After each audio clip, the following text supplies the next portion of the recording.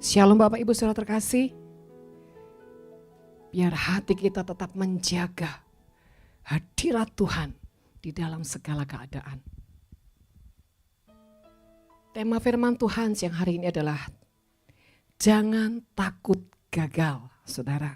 Karena banyak orang itu tidak berani melangkah, bahkan sampai berputar-putar, menunda begitu lama. Karena apa? Karena takut gagal. Karena mental, karena hati yang seringkali tidak siap untuk berjalan bersama Tuhan. Bahkan melewati apapun. Kita akan menjadi orang-orang yang menang kalau kita selalu berjalan bersama Tuhan. Saudara, mari kita akan buka dalam Yesaya pasal yang ke-18. Yesaya pasal yang ke-18 ayat yang ke-4 dan ke-6. Demikian firman Tuhan. Apabila bejana yang sedang dibuatnya dari tanah liat, di tangannya itu, maksudnya tangan seorang penjunan ya, rusak. Yeremia 18 betul. Oh maaf, salah ngomong ya. Yeremia 18. Yeremia 18, maaf ya. Ayat yang keempat. Sudah? Apabila bejana yang sedang dibuatnya dari tanah liat, di tangannya itu rusak, maka tukang periuk itu mengerjakannya kembali menjadi bejana lain menurut apa yang baik pada pemandangannya. Kemudian datanglah firman Tuhan kepadaku bunyinya, masakan aku tidak dapat bertindak kepada kamu seperti tukang periuk ini, hai kaum Israel. Demikianlah firman Tuhan, sungguh seperti tanah liat di tangan tukang periuk, demikian kamu di tanganku, hai kaum Israel. Saudara yang terkasih, ketika Yeremia ya menerima mandat daripada Tuhan untuk mendatangi seorang tukang periuk, demi dia membahas dan memberikan sebuah pengertian ya, bahwa seorang tukang periuk ya, itu dapat mengolah bejana-bejana bahkan yang sepertinya tidak bisa dibentuk. Saudara, dia akan mengolah, bahkan dikatakan dia akan mengolah ya, akan mengerjakannya kembali menjadi bejana lain menurut apa yang baik pada pemandangannya. Jadi saudara, kalau dia sudah merancangkan bejana yang dia pakai, yang dia bentuk ini akan menjadi sebuah mungkin vas bunga ya, tapi ternyata ketika dibentuk bejananya ini rusak, saudara. Saudara terkasih, seorang tukang periuk ini kembali mengulurkan tangannya, bahkan kembali mengolah bejana ini menjadi bentuk yang lain yang menurut pemandangannya itu baik. Jadi tidak ada istilahnya bahan ini sampai terbuang. Saudara terkasih, dikatakan bahkan sampai 2 kali ya di ayat yang kelima tadi, di ayat yang ke-6. Masakan aku tidak dapat bertindak kepada kamu seperti tukang periuk ini, hai kaum Israel. Saudara, di sini sampai dikatakan 2 kali loh, hai kaum Israel. Saudara, ketika saya sedang berpusat ini ya, kenapa sampai 2 kali? Karena dalam setiap ayat firman Tuhan, kalau itu sampai diulang 2-3 kali, saudara, berarti itu ada sesuatu message yang sangat dalam. Saudara, kenapa Tuhan sampai mengatakan 2 kali, hai kaum Israel? Saudara, kaum Israel itu adalah orang yang punya atau hidup di dalam perjanjian Tuhan. Ya, sekali lagi, satu-satunya bangsa yang dimana dia punya perjanjian dengan Tuhannya. Ya, dikatakan hai kaum Israel. Orang Israel adalah orang yang punya perjanjian dengan Tuhan. Saudara tahu enggak, makna perjanjian itu sangat berarti, sangat dalam, saudara. Dan perjanjian itu tidak akan pernah terjadi kalau tidak adanya kesepakatan antara kedua belah pihak. Saudara, sekalipun kita sudah menjadi anak Tuhan, bahkan sudah bertahun-tahun melayani Tuhan, selama kita tidak pernah menyerahkan hidup ini ke dalam tangan Tuhan untuk dibentuk, untuk dididik, untuk dimurnikan, dan kita tidak pernah sepakat dengan Tuhan, saudara, maka kita tidak akan pernah punya perjanjian yang kuat dengan Tuhan. Kenapa saudara? Karena Tuhan tidak pernah mengerjakan apapun sebelum Dia melakukan kesepakatan dengan kita. Inilah istimewanya Tuhan yang kita sembah. Beda dengan iblis saudara. Kalau iblis dia berusaha merongrong, mengejar dengan kuat, saudara, bahkan mengintimidasi dengan tekanan yang sangat hebat, sampai dibuatnya kita lemah dan menyerah. Sampai ujungnya, bahkan dia menawarkan hal-hal yang luar biasa, yang menggiurkan, sampai manusia itu menjadi apa? Terhipnotis. Dan ujungnya sampai terjadi kesepakatan antara manusia dengan iblis. Yang ujungnya adalah kehancuran dan maut. Jadi saudara terkasih, sangat beda banget ya antara Tuhan dengan iblis. Sekali lagi, Tuhan itu adalah Tuhan yang tidak pernah memaksa setiap umat atau anaknya. Dan Dia berikan kepada setiap kita adalah kehendak bebas, free will. Kehendak bebas. Jadi manusia dapat menentukan apa saja yang dia mau, saudara. Tapi kalau iblis, saudara tidak tertarik. Dia tidak pernah berhenti untuk berjuang, mengejar. Dia tidak pernah berhenti untuk kejar keras. Sampai saudara masuk dalam lingkarannya. Kembali lagi saudara terkasih. Sejauh kita menjadi orang yang punya kesepakatan dengan Tuhan, perjanjian darah oleh Tuhan. Ya. Sebab itu saudara kalau lagi perjamuan kudus, saudara harus katakan bahwa Tuhan terima kasih. Kami hidup dan berdiri atas perjanjian darah-Mu, darah Yesus. Sampai di jiwamu benar-benar ada satu keyakinan bahwa engkau hidup hanya karena darah Yesus. Ketika kau sadar, kau yakin, kau sangat percaya bahwa di dalam tubuhmu ini ada darah Yesus, maka segala alam maut tidak akan pernah bisa menjamah engkau. Kecuali engkau sendiri yang menginginkan itu. Kecuali engkau tidak berjalan dalam ketaatan. Jadi Bapak Ibu Saudara terkasih, seberapapun keadaanmu, jatuh bangunmu, kelemahanmu, saudara, jangan pernah menjadi orang yang menyerah dan putus asa. Kalau kau ingin hidupmu dipulihkan, diubahkan Tuhan. Dan saudara, mari membuka hati dan mulai meningkatkan kesadaran. Apakah selama ini engkau sudah membuat kesepakatan dengan Tuhan? Untuk apa? Hidupmu dalam tangan pembentukan Tuhan. Hidupmu dalam setiap didikan Tuhan. Hidupmu di dalam setiap rancangannya. Yang kedua, apakah engkau sudah menjadi orang yang berjalan di dalam ketaatan dan ketepatan seperti yang Tuhan mau? Atau engkau jadi orang yang selalu lari dalam didikan Tuhan, selalu menolak didikan Tuhan, selalu mau lari dalam setiap pembentukan Tuhan. Saudara, jangan jadi orang yang berputar-putar dengan tidak mengindahkan didikan Tuhan, dengan tidak mengindahkan pembentukan Tuhan, dengan tidak mengindahkan setiap kemurnian hati yang Tuhan izinkan engkau harus melewatinya. Bapak Ibu Saudara terkasih, di dalam kehidupan ini belajar mempunyai sikap yang sangat dewasa dalam menjalani hari ke hari, saudara. Berjalan dalam setiap pimpinan Roh Kudus. Artinya begini saudara. Dalam hidup ini kita harus meningkatkan kesadaran. Begitu kita bangun tidur, tingkatkan kesadaran bahwa saudara perlu Tuhan.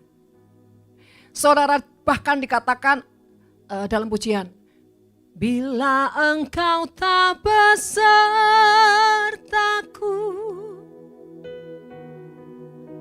kami tak mau berjalan. Ku perlu Tuhan, pimpin langkahku dengan kasih karunia-Mu. Sejujurnya saudara, di hati saya kok seringkali nyanyi ini saudara. Tapi di roh itu bicara. Karena banyak anak-anak Tuhan yang sedang melenceng di hari-hari ini. Banyak anak-anak Tuhan yang sering berjalan di luar setiap jalurnya Tuhan. Banyak anak-anak Tuhan sudah mulai amnesia, bahkan melupakan pimpinan Tuhan. Sehingga banyak anak-anak Tuhan yang mulai terjatuh, tergeletak di mana-mana. Saudara, kita ini ibarat sebuah kereta yang tidak bisa berjalan di luar relnya. Bayangkan kalau ada kereta berjalan di luar relnya, maka kereta itu akan menyimpang ke kanan ke kiri dan ujungnya tidak punya kekuatan untuk mempertahankan saudara perjalanannya begitu panjang. Demikian juga hidup kita. Jangan suka hidup berjalan di luar pimpinan Tuhan. Ikuti ritme daripada Roh Kudus yang berbicara di hati kita. Dan Roh Kudus itu saudara, Roh Kudus itu tidak akan punya volume yang begitu kuat kalau kita tidak membuka hati untuk mempersilahkan dia bicara, dia membimbing, dia mendidik, dia menghibur, dia menguatkan, dia menyatakan apapun. Jadi saudara terkasih, jangan tidak menghidupkan manusia rohmu. Jangan hanya berpusat kepada dagingmu, bahkan berpusat kepada pengertianmu sendiri. Itu akan menyelakakan hidupmu. Itu akan menjadikanmu berjalan dalam kesesatan demi kesesatan. Karena ada banyak orang yang berjalan dengan kekuatannya, berjalan dengan pikirannya, ujungnya. Selubung-selubung penyesatan yang begitu tipis, yang awalnya begitu tipis, terus membungkus sampai ujungnya. Hati nurani menjadi mati. Ini sangat mengerikan. Sekali lagi, segala bentuk kemasan rohani tidak menjamin seseorang itu hidup di dalam perkenanan Tuhan. Saudara, sadar. Mari, hidup ini perlu Tuhan. Jangan berjalan dengan kemauanmu. Engkau akan lelah, capek, dan hidupmu hanya mengisi hal-hal yang tidak penting. Saudara, jangan pernah meremehkan waktu. Waktu itu tidak akan berputar lagi. Jangan meremehkan setiap kesempatan. Kalau saudara hari ini bisa duduk diam dalam hadirat Tuhan dengan kondisi yang sangat sehat, itu anugerah. Jangan tidak bersyukur. Jangan tidak mengucap syukur dengan Tuhan. Dengan tidak menyadari anugerah Tuhan. Saudara anggap itu biasa-biasa aja. Saudara menganggap itu sesuatu yang lumrah. Tidak, saudara. Di luar yang kau tidak menyadari, penyertaan dan pemeliharaan Tuhan itu selalu ada buat kita. Bapak Ibu saudara terkasih, hari-hari ini kita sadar ya, serangan-serangan intimidasi, serangan-serangan roh jahat yang berusaha mempengaruhi pikiran, berusaha mempengaruhi hati, jiwa, kekuatan. Itu seperti singa yang mengaum-ngaum, yang sangat lapar dan puas. Kalau rohmu terlalu lemah, engkaulah korban-korbannya. Jangan biarkan roh kita lemah. Jangan biarkan jiwa kita, roh kita tidak diisi dengan kekuatan firman Tuhan. Jangan tidak melekat dengan Tuhan. Karena tidak ada jaminan dalam hidup ini kalau kita tidak sungguh-sungguh melekat dengan Tuhan. Saudara jangan mempermainkan anugerah. Karena banyak di luar sana, nyawa seperti tidak ada harganya. Kita ini harus bersyukur loh. Bahkan ketika engkau dalam kondisi yang sakit saat ini, sedang berbaring atau duduk, tetap mengucap syukur. Tetap mengucap syukur. Karena Tuhan masih memberikan kau kesempatan untuk duduk diam, beribadah dalam hadiratnya, bahkan duduk diam untuk dengar firman. Tapi apakah kau buka hati untuk dengar firman Tuhan? Karena banyak orang bukan dengar firman Tuhan tapi tidak membuka hati. Sehingga firman itu jatuh ke setiap pinggir jalan. Setiap orang yang dengar firman Tuhan dan tidak membuka hatinya, maka benih firman itu jatuh di pinggir jalan dan iblis ambil itu, saudara. Yang kedua, firman Tuhan jatuh di batu-batu. Orang yang mendengar firman Tuhan tapi tidak serius mendengarkannya, tidak ada kehausan untuk mendengarkannya. Firman Tuhan hanya sejauh pengetahuan dan ujungnya orang itu menjadi ahli-ahli Taurat. Karena firman tidak sampai masuk di jiwanya. Hanya di permukaan hati. Hanya ada di pikiran. Dan yang ketiga, firman jatuh di semak-semak duri. Orang yang sudah terlalu banyak pahit trauma, kegagalan, kebencian. Orang seperti ini akan terus menolak didikan Tuhan. Dan akan meremehkan setiap teguran. Saudara, tapi ada firman yang jatuh di tanah hati yang subur. Orang yang merendahkan diri di hadapan Tuhan dan selalu berkata, ku siapkan hatiku Tuhan untuk dengar firman-Mu saat ini. Bahkan dia merendahkan dirinya, merendahkan hatinya. Ku sujud menyembah-Mu Tuhan dalam hadirat-Mu saat ini. Sama sekali tidak ada niat untuk memberontak dan berbantat dengan firman-Nya. Curahkan urapan-Mu Tuhan bagi jemaat-Mu saat ini. Hatiku telah siap Tuhan untuk dengar firman-Mu. Dia membuka hatinya yang terlalu dalam untuk firman itu jatuh di hatinya. Firman-Mu Tuhan, dia deklarasikan dengan kuat. Benada berubah. Dia percaya yakin bahwa firman itu tetap untuk selama-lamanya. Dahulu, sekarang, selama-lamanya tiada berubah. Sekalipun zaman waktu kita tidak setia, firman itu tetap sama. Firman-Mu Tuhan, ini satu kekuatan yang dikatakan penolong hidupku. Hatiku telah siap Tuhan untuk dengar firman-Mu. Ini orang yang bukan haus, tapi sangat lapar dan sangat lapar dengan firman. Seperti dia membuka hati yang begitu dalam, bahkan lebih dalam dari lautan. Orang yang siap diremukkan. Orang yang siap bayar harga untuk sebuah kebenaran yang memerdekakan di dalam jiwanya. Dia tidak rela hidup dalam kepalsuan.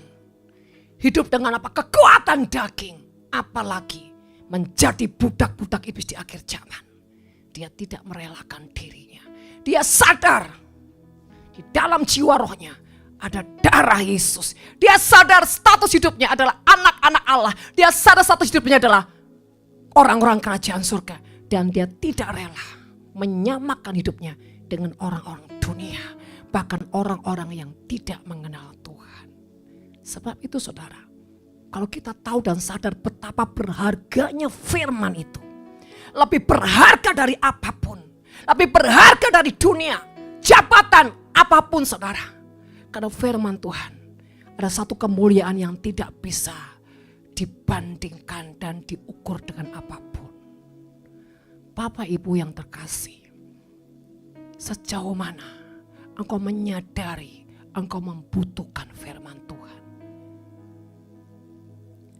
Dan sadarkah engkau, seringkali kau membuat dirimu seperti benih yang ditabur di pinggir jalan, terlalu cuek, masa bodoh dengan firman dan kehendaknya. Sehingga apa? Tidak heran hidupmu menjadi mumi-mumi di akhir zaman yang dibungkus dengan kebodohan dan kepalsuan. Menjadi robot-robot iblis di akhir zaman.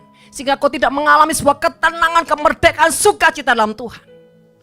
Yang ada hanya kebekuan dan kepalsuan. Atau kau menjadi orang yang hanya seperti benih ditabur di bebatuan. Orang yang tidak menolak firman Tuhan, tapi juga enggan bertobat. Tidak serius dalam pertobatannya.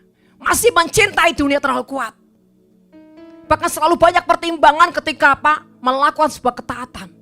Hitung-menghitung dengan Tuhan. Ini orang yang ada di batu-batuan. Sikap hati. Firman Tuhan hanya sebatas kemampuan di pikiran. Bahkan memakai argumen-argumen untuk menjatuhkan setiap anak-anak Tuhan dan hamba-hamba Tuhan dengan firman. Dan yang ketiga, orang yang sudah terlalu pahit dalam hidupnya, yang sudah terlalu banyak trauma, sehingga tidak percaya lagi dengan firman Tuhan. Tidak pernah percaya lagi dengan janji Tuhan. Saudara, atau firman yang jatuh di tanah hati yang subur. Saudara yang mana? Coba teliti hatimu. Renungkan ini baik-baik. Pastikan engkau memiliki tanah hati yang subur. Apapun yang Tuhan inginkan kau lakukan. Apapun harga yang kau harus bayar. Apapun setiap ketaatan yang Tuhan kau mau lakukan. Engkau tidak pernah merasa berat hati. Justru engkau berkata, Tuhan, ku mau menyenangkan-Mu. Tuhan, bentuklah hati ini jadi bejana untuk hormat-Mu. Cemerlang bagai emas murni. Tuhan, ku serahkan hidupku, sedikit pun tidak ada untuk dirinya. Semua ku berikan padamu. Kuduskan hingga tulus selalu. Hanya itu tujuannya, agar aku menyenangkan-Mu. Dan dia deklarasikan dengan kuat, menyenangkan-Mu, senangkan-Mu. Hanya itu kerinduanku, tiada yang lain. Menyenangkan-Mu, senangkan hatimu. Hanya itu kerinduanku.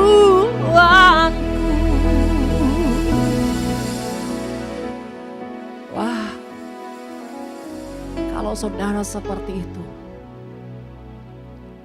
bukan air mata Tuhan yang tumpah, hatinya pun hanyut dilanda satu kekuatan cinta yang dahsyat dari roh dan jiwamu. Wow, kalau Tuhan menyenangkan kita itu sudah biasa. Tapi adakah kau berpikir kau ingin menyenangkan Tuhan? Saudara, renungkan ini. Renungkan. Saya jujur semalam saya menanti Tuhan bicara. Gak bicara-bicara saudara. Baru tadi saudara, jam 9 pagi Tuhan bicara. Dan saya gak tahu, hanya firman saja yang dia bicara. Dia beri ayatnya, dia singkapkan sedikit dan tidak mengupas sedalam ini. Bapak, Ibu, Saudara, kalau Tuhan menyingkapkan betapa dalamnya pewahyuan kuasa firman dan hikmatnya, itu karena dia lagi berkenan kepada seseorang, kepada hidupmu. Yang kedua, karena dia terlalu mencintaimu, bahkan lebih dari hidupmu sendiri. Karena dia ingin saudara terluput dari setiap roh jahat di akhir zaman ini. Dia hanya satu saudara keinginannya, membuat hati kita kembali dengan kuat dan dalam di dalam hadiratnya supaya kita aman. Itulah cara dia ingin melindungi kita. Seperti Bapa ingin melindungi anak-anaknya dari segala kejahatan. Saudara, kalau saudara bisa melihat secara fisikmu betapa dia menangis hari-hari ini, bahkan dia hancur hati hari-hari ini karena melihat anak-anak begitu runtuh, hancur dan berantakan. Bahkan ada orang-orang yang sudah mulai menghujat Tuhan karena hatinya marah. Saudara, banyak anak yang tidak paham dengan apa yang diinginkan orang tuanya. Seperti Tuhan merancangkan dan merindukan yang terbaik buat umatnya. Jangan saudara terbius dengan keadaan dunia. Jangan hanya terbius dengan situasi yang ada. Jangan hanya terbius dengan keangkuhan dan kedaginganmu, kebenaranmu. Mari bongkar dan buang semua. Dan buka hati. Buka hati sambil kau berkata, ku buka hati untuk jamahanmu, berserah penuh di hadiratmu. Kau ambil alih seluruh hidupku. Di altarmu menyembahmu. Mari katakan, ku buka hati untuk jemahanmu, berserah penuh di hadiratmu. Kau ambil alih seluruh altarmu menyembahmu. Di altarmu menyembahmu. Di altarmu menyembahmu. Kenapa Tuhan ingin kita selalu ada di altarnya dan menyembah Tuhan? Itu bicara naungan hadirat Tuhan yang bukan hanya memberikan kita damai sejahtera, kekuatan, penghiburan, sukacita. Tapi di dalam hadirat Tuhan ada banyak kemuliaan yang akan Tuhan curahkan buat setiap kita. Wow. Sebab itu jangan pernah berhenti untuk memuji dan menyembah Tuhan. Saudara, sebenarnya saya mau menguraikan tentang tokoh-tokoh Alkitab yang contoh-contoh mereka yang pernah gagal dan jatuh dan hancur. Seperti Esai, Petrus, ya saudara, Maria Magdalena, dan Zakius, wanita Samaria. Ini orang-orang yang pernah gagal dan hancur. Tetapi mereka dipulihkan Tuhan ketika mereka buka hati. Mereka membayar pertobatan dengan sungguh-sungguh saudara. Tapi nggak ada waktu. Soalnya saya langsung skip saja. Ya, seperti wanita Samaria juga Tuhan pulihkan. Ya, saudara, kita akan langsung ke kiat-kiat hidup yang dapat dipulihkan. Pertama adalah mau nggak mau, suka nggak suka, kita harus hidup mengandalkan Tuhan. Seringkali kita katakan takut akan Tuhan, tapi nggak ngandalin Tuhan, percuma. Tapi kalau ngandalin Tuhan itu pasti takut akan Tuhan. Yaudah, saya langsung ambil aja, mengandalkan Tuhan. Mau nggak mau, suka nggak suka, kita harus hidup mengandalkan Tuhan dan jangan mengandalkan kekuatan dan pikiranmu sendiri. Jangan mengandalkan, saudara, kemampuanmu. Apalagi mengandalkan manusia. Yang ada itu hanyalah kutuk. Kutuk, saudara. Makanya gak heran anak-anak Tuhan banyak dihinggapi dan kuasai roh kutuk. Karena apa? Karena saudara tidak mengandalkan Tuhan. Begitu kau mengandalkan pikiranmu, kekuatanmu, mengandalkan kekayaanmu, mengandalkan fasilitas, bahkan mengandalkan manusia. Sampai kau kecewa dengan manusia, sampai kau pahit dengan manusia karena kau terlalu berharap dengan manusia. Dan ujungnya itu semua kutuk. Di luar mengandalkan Tuhan, itu yang ada hanya kutuk. Halo, sadar. Sadar. Sebab itu jangan bermain-main dengan namanya spirit di akhir zaman. Jangan biarkan, jangan izinkan roh jahat itu bicara di jiwamu, di hatimu. Karena itu juga yang akan kau yakinkan nanti. Izinkan hanya suara Tuhan yang bicara di hatimu, bicara di batinmu. Yang kedua, saudara, kiat yang kedua adalah hidup sungguh-sungguh dalam pertobatan. Jangan bermain-main dengan pertobatan. Jangan tidak punya komitmen di dalam menjalani didikan Tuhan dengan sikap yang rendah hati. Dan jangan ada pemberontakan. Jangan ada hidup berputar-putar. Apa enggak capek, saudara, berputar-putar terus, saudara? Oh my God. Kalau saya capek, saudara. Saudara, bukan berarti gini ya, dalam perjalanan bukan berarti kita nggak jatuh bangun. Saudara, Tuhan tuh nggak peduli jatuh bangunnya kita. Tetapi yang penting di sini, apakah kita tetap mau? Mau, saudara.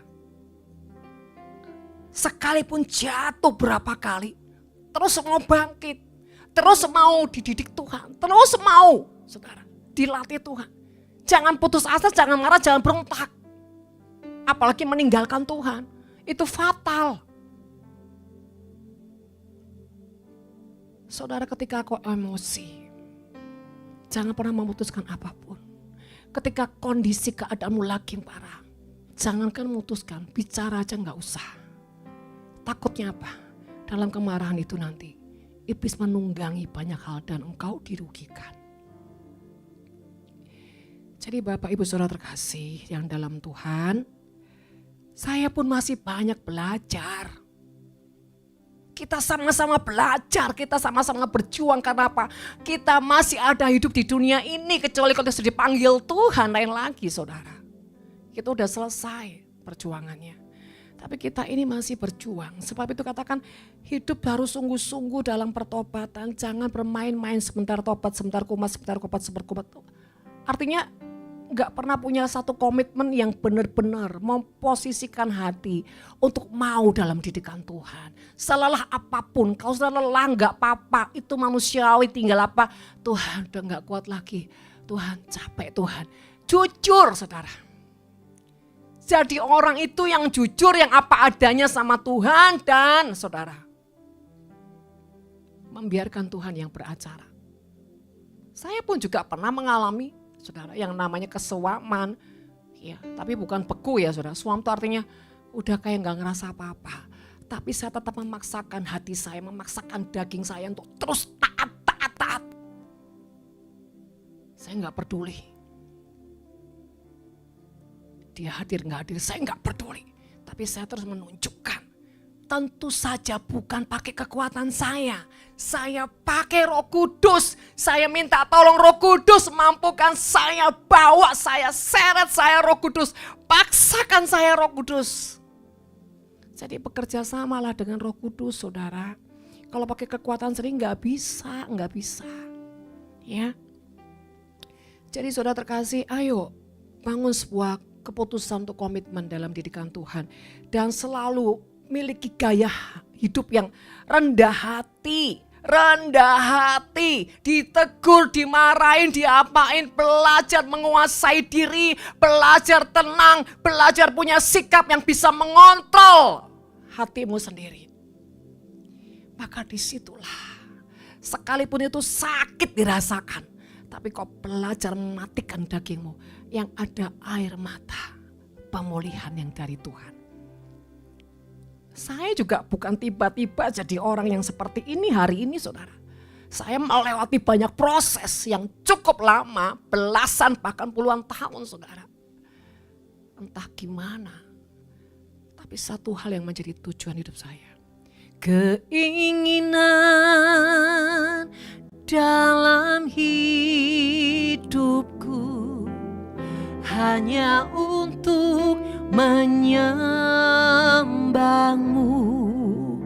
Ini bukan hanya bicara menyenangkan Tuhan. Kalau udah bicara menyembah, itu artinya totalitas. Gak lihat ke depan, gak lihat ke atas, hanya lihat kaki Tuhan. Artinya gak punya pilihan, hanya menyembah Tuhan. Saudara terkasih, karena itulah keputusan. Seperti engkau berpergian, ketika kau memutuskan pergi ke Jakarta atau kemana saja saudara. Kalau ada masalah-masalah dalam perjalananmu, akomodasimu, ketika kau tetap dengan keputusan itu, dan saya percaya ujungnya kau sampai. Tapi kalau ada kendala-kendala di perjalananmu dan kau terus putus asa, tidak bergairah, maka kau gak akan sampai. Apalagi tujuannya ini udah jelas-jelas mulia. Gak usah pikir lama, gak usah ribet. Sama Tuhan tuh gak usah banyak pertimbangan. Bahkan sama iblis pun jangan banyak pertimbangan. Ketika kau banyak pertimbangan dengan iblis, dia akan merasuki engkau lebih lagi. Tetapi bagaimana kau punya sebuah keputusan yang kau tahu tujuannya apa, hiduplah di situ. Selanjutnya, yang ketiga, saya nambahin yang kedua ya. Jangan berputar-putar saudara ya. Jangan suka lari dari didikan Tuhan, tapi berjalan dalam ketaatan. Yang ketiga, harus dewasa dalam menyikapi setiap masalah. Kalau ada masalah, jangan seperti anak kecil yang kebakaran jenggot. Kita pasti kalau lagi itu masalah besar ya kita pasti kaget, syok, nangis, enggak apa-apa. Tapi jangan seperti anak kecil yang meronta-ronta. Ini enggak dewasa. Sikap seperti ini tuh sama dengan berontak, marah. Saudara. Dan di sini iblis diuntungkan. Sangat diuntungkan ketika kau marah, kau berontak, kau sampai liar. Wow, iblis bilang yes, ngakak saudara dia. Hati-hati mengontrol yang di dalam jiwamu, mengontrol hati dan pikiranmu. Jangan sampai iblis memanfaatkan engkau, bahkan memperbudak hidupmu begitu kuat. Pastikan jiwa rohmu itu merdeka. Untuk bisa merdeka simple saudara, simple. Rendah hati, udah gak usah ngomong yang lain-lain lah saudara. Rendah hati aja lah, itu kunci segalanya. Orang kalau rendah hati pasti punya pengasahan diri, pasti kemurahan hati. Orang rendah hati pasti mau dengar, orang rendah hati pasti banyak hal. Rendah hati. Dan orang rendah hati pasti punya hikmat. Saudara terkasih, mari terus katakan sama Tuhan, apalagi Tuhan, apalagi Tuhan. Tapi jangan cuma apalagi. Katakan Tuhan mampukan aku seirama dengan hatimu. Yes, yang selanjutnya. Masih yang ketiga saudara ya. Bersikap dewasa dalam setiap masalah ya. Biasakan tenang supaya ya tidak ada celah, ini salah tadi ya. Kurang nih kata-katanya. Biasakan tenang supaya tidak ada celah buat iblis memanipulasimu ya. Tidak ada celah, saudara. Jadi saudara terkasih, kalau engkau mengkondisikan hatimu tenang, maka engkau tidak memberi ruang sedikit pun untuk iblis apa? Menguasai hidupmu atau menjamah hidupmu. Saudara terkasih, memang untuk tenang itu butuh sebuah pembiasaan, butuh sebuah pelatihan, butuh sebuah proses perjalanan. Jadi untuk bisa tenang tidak bim salah bim tenang, tidak saudara. Ketika kita berkata, Tuhan kuasai hatiku dan jadikan aku tenang, berikan damai sejahteramu, Tuhan langsung kasih ting benihnya. Benih dia kasih ketika kita minta, dia kasih saudara. Tapi permasalahannya, benih ini butuh proses untuk sebuah pertumbuhan. Jadi bukan Tuhan tidak bekerja, Tuhan sangat bekerja. Dia memberikan semua yang kita minta, dia berikan benihnya. Tapi proses itu harus berjalan kita dengan Tuhan. Oke saudara, jadi ketika kau minta sabar, Tuhan kasih ting, dia kasih benihnya, dia kasih kemampuannya. Tetapi ingat, kita harus tetap berjalan dengan pimpinannya. Dan ketika kita diperhadapkan sesuatu yang buat kita tidak sabar, itulah prosesnya. Jadi bagian daripada saudara adalah membuka hati, membiarkan sebuah ketulusan untuk mengampuni, dan berpikir positif. Inilah sarana ilahi yang untuk membentuk aku menjadi seperti yang aku doakan. Seperti yang Tuhan mau. Jadi begitu Bapak Ibu Saudara. Jadi kalau ada orang gatelin hatinya kita, wow, katakan engkau luar biasa.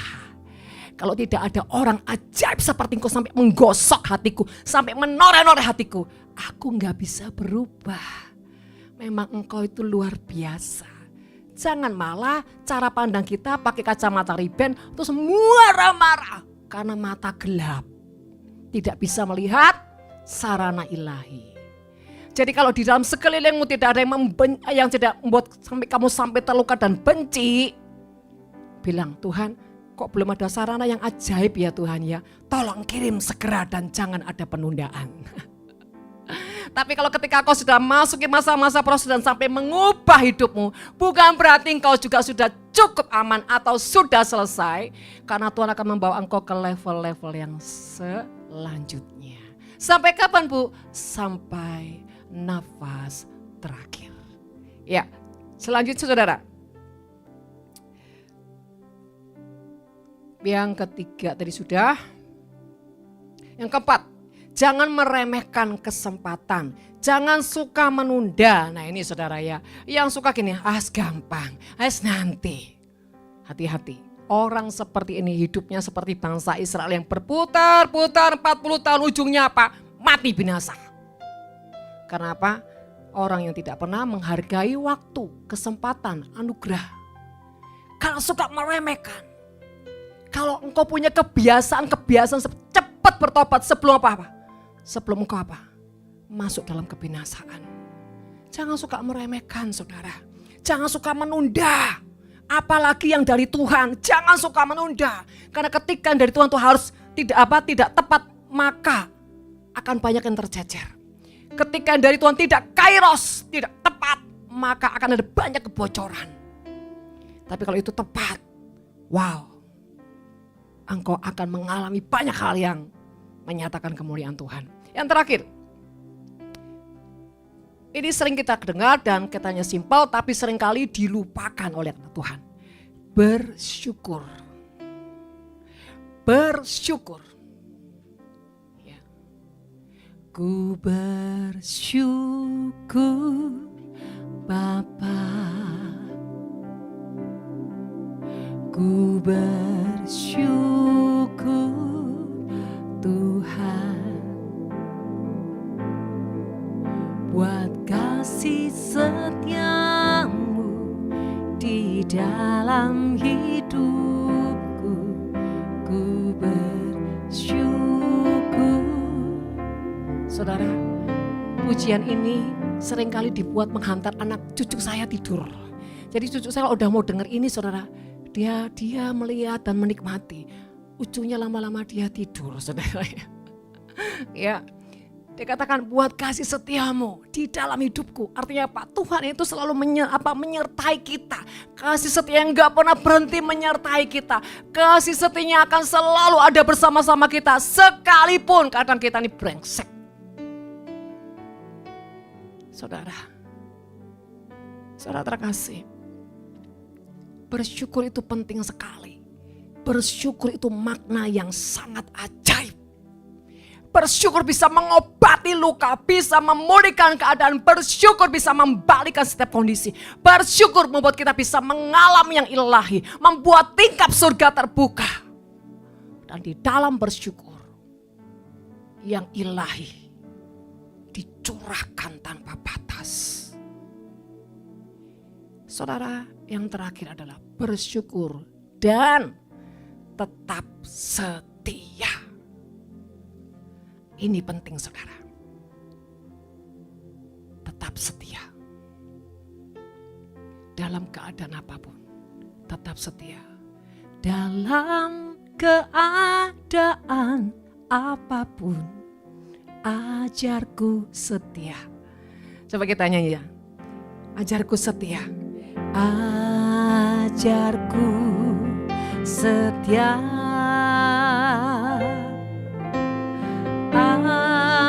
Ajarku setia.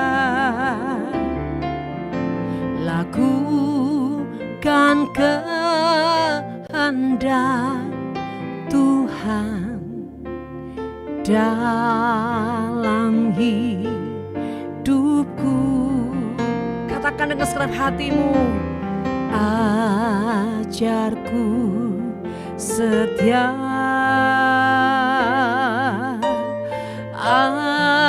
Ajarku setia. Dalam keadaan apapun,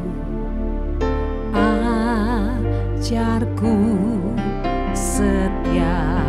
Mari lebih lagi sampai itu termaterai di jiwamu. Katakan ajarku setia.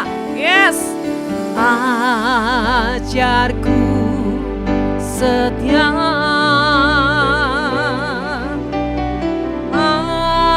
Ajarku setia. Lakukan kehendak Tuhan dalam hidupku. Ajarku setia.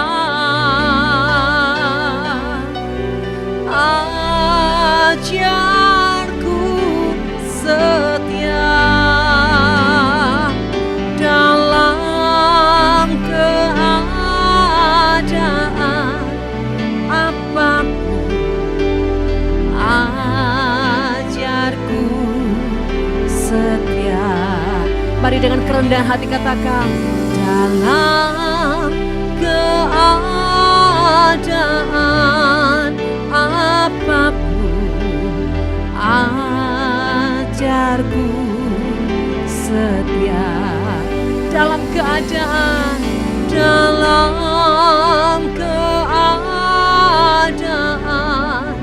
apapun, ajarku setia. Saudara, saya ini bukan orang pintar. Modal saya hanyalah setia sama Tuhan. Jujur, saya bukan orang pintar. Hanya setia. Setia saja. Perjalanan waktu begitu panjang. Saya kenal Tuhan dari tahun 87 sampai hari ini Tuhan bawa. Hanya bermodalkan kesetiaan dan hati yang terus mau, punya kehausan akan didikan Tuhan. Saudara terkasih, Mari renungkan firman Tuhan yang saudara sudah terima dari Tuhan, yang saudara sudah mendapatkan dari yang ilahi. Saya manusia sangat terbatas dalam berkata-kata, tapi Roh Kudus yang di dalam hati saudara dan saya, Dia akan menerjemahkan jauh lebih dalam sejauh engkau haus dan lapar. Mari saudara tutup Alkitab kita.